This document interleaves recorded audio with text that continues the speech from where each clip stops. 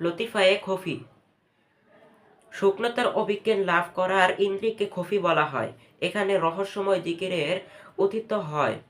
এই লতিফায় বিস্ময়কর কুয়াচ্ছন্ন রহস্যময় নূর প্রদর্শিত হয়। এই লতিফার স্থান নির্দেশ করা হয়েছে রুহের ঠিক উপরে।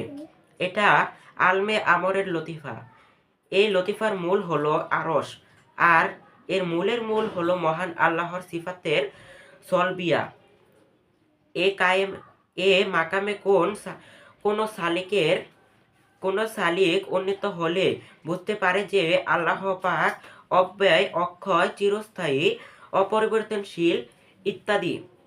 এই লতিফার নূরের রং কালো, তবে দৃষ্টিরোধক নয়। এই লতিফা প্রথম প্রকাশ পায় হযরত ঈসা আলাইহিসসালাম এর উপর। এর আর তাই এই